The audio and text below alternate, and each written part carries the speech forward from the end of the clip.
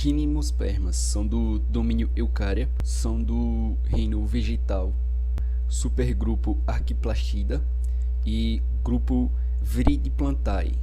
As gimnospermas são plantas vasculares que possuem sementes, mas que se diferenciam das outras por não possuir o fruto que envolve a semente.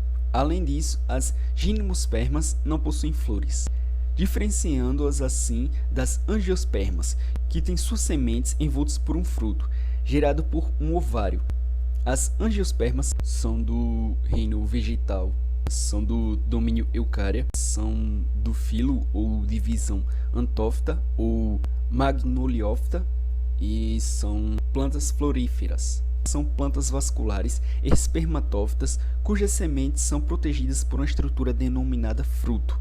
São o maior e mais moderno grupo de plantas, englobando cerca de 250.000 espécies. Elas possuem raiz, caule, folha, flores, semente e fruto. Existem 4 filos com representantes atuais das gimnospermas. O filo Coniferóphyta, que é o filo das coníferas, o filo Cicadóphyta, das cicadófitas, o filo Ginkgóphyta, do ginkgo, e o filo Gnetophyta, das gnetophytas. Mas, a grosso modo, como representantes podemos apontar as sequoias e os pinheiros. Angiospermas apresentam maior diversidade de espécies, sendo estimado um total de mais de 450.000 espécies diferentes. Entre os representantes de angiospermas podemos citar as videiras, vitis, que no caso produzem as uvas, e também o Cocos nucifera, que é o coqueiro. Nos caules de pinheiros e outras coníferas, o crescimento secundário inicia-se cedo e leva à formação de uma quantidade substancial de xilema secundário, ou lenho. O xilema secundário é produzido para o interior do câmbio vascular e o floema secundário é produzido para fora.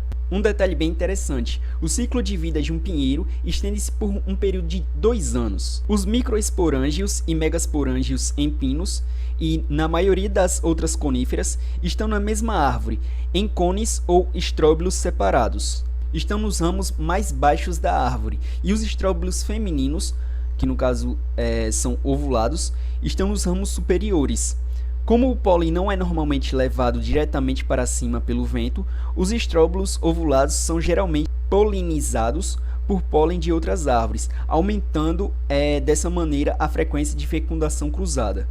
O ciclo de vida das angiospermas tem como fase dominante o esporófito, diploide. Já o gametófito tem papel reduzido no ciclo de vida dessas plantas e se resume apenas a algumas células. No esporófito verificamos uma importante característica, a heteroesporia, onde há esporos formados em diferentes esporângios. Os esporos formados nos microesporângios se desenvolverão em gametófitos masculinos, e os esporos formados nos megasporângios formarão gametófitos femininos. Os esporos contidos nos microesporângios são chamados de micrósporos, ou simplesmente de pólen. Os microesporângios se agrupam em estróbilos microsporangiados. Os megaesporângios estão agrupados em estróbilos ovulados, formando estruturas chamadas escamas ovulíferas. Dos 4 esporos que estão no megaesporângio ou óvulo, 3 degeneram e apenas um se torna um megásporo funcional. O megásporo funcional sofre divisões mitóticas, assim gerando o gametófito feminino, que contém 2 arquegônios, gametângios femininos, com suas respectivas oosferas. Enquanto isso, o pólen sofre divisão mitótica, ainda dentro do microesporângio. E quando o grão de pólen é liberado pelo vento, este já contém células que representam o gametófito masculino. Quando o grão de pólen cai sobre uma escama ovulífera receptiva, este germina e forma o tubo polínico. O tubo polínico conduz o gameta masculino para dentro do óvulo, onde fecundará a oosfera. Alguns autores chamam o gametófito masculino maduro de tubo polínico e o gametófito feminino de megagametófito. Quando ocorre a fecundação das duas oosferas, 2 zigotos e posteriormente 2 embriões são formados. O óvulo, antigo megasporângio, se desenvolve, protegendo os embriões e constitui a semente. Se os gametas são haploides, quando se fundem, formam um zigoto diploide. Logo, este zigoto se desenvolve em um embrião diploide. Após a dispersão e a germinação da semente, haverá o desenvolvimento do embrião em uma pequena planta. Esta planta cresce e dá origem a um esporófito adulto, que é exatamente o que vemos quando admiramos um pinheiro ou uma araucária.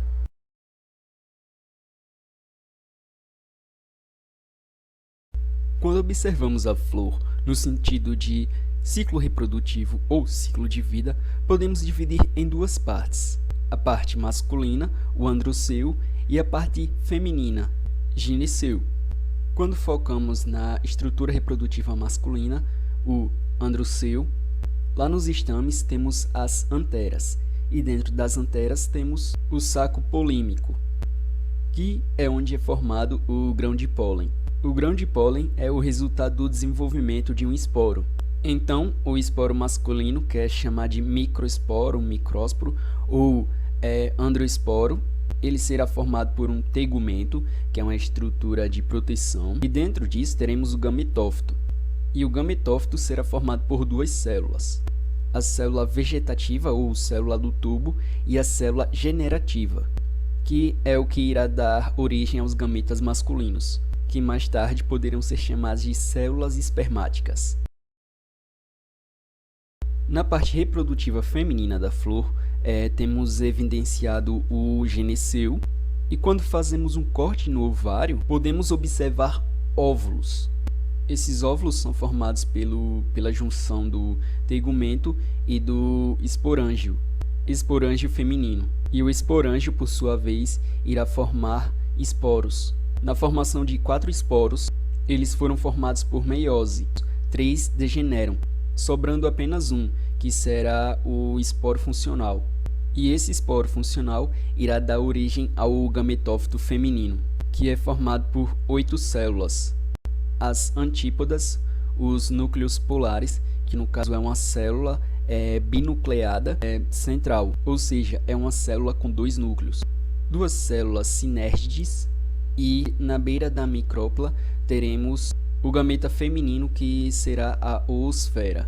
E essa célula binucleada, esses núcleos polares e a oosfera estão relacionadas a um fenômeno que ocorre nas angiospermas, que é a dupla fecundação. E por algum meio de polinização, seja vento ou animais, o que quer que seja, o grão de pólen irá tentar chegar no estigma do gineceu, da estrutura reprodutiva feminina da flor. Uma vez que o grão de pólen chegou no estigma e houve o reconhecimento de que ali tem um grão de pólen e que é da mesma espécie, a célula vegetativa inicia a formação do tubo polínico para melhor viabilizar a aproximação do material genético masculino com o feminino, levando os gametas masculinos até a oosfera, assim sendo guiados até o saco embrionário, chegando ao gametófito feminino. Enquanto a célula vegetativa desenvolve o tubo polínico, a célula generativa faz uma mitose, que no caso é uma divisão celular.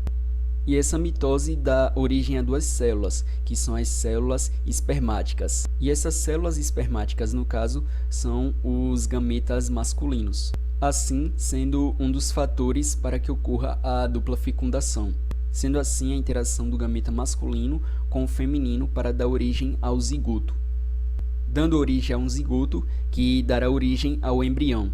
Enquanto isso, a outra célula espermática irá fecundar o núcleo polar, que no caso é a célula binuclear. Sendo assim, a união da célula espermática com 2 núcleos polares, dando origem a uma estrutura triploide, ou seja, 3N, que será o endosperma, que alguns autores chamam de endosperma secundário. E a função dele é a mesma função do endosperma das gimnospermas, que no caso é um tecido de nutrição do embrião. Porém, ele é triploide, pois temos N cromossomos de uma célula polar, mais N cromossomos de outra célula polar e N cromossomos de uma célula espermática. Ou seja, é um tecido formado por 3 conjuntos cromossômicos, que consegue armazenar carboidratos para funcionar como endosperma. Então, quando temos o zigoto, quando temos o embrião envolto em endosperma, podemos ter uma semente. Então, depois que ocorre a fecundação, temos a formação do zigoto, depois do embrião e também do endosperma secundário. Então, o embrião, o endosperma secundário e o tegumento que protegeu ele vão dar origem à semente, onde o tegumento será a casquinha, será a casca da semente. E o endosperma servirá para nutrição, servirá, entre aspas, como uma espécie de alimento para o embrião.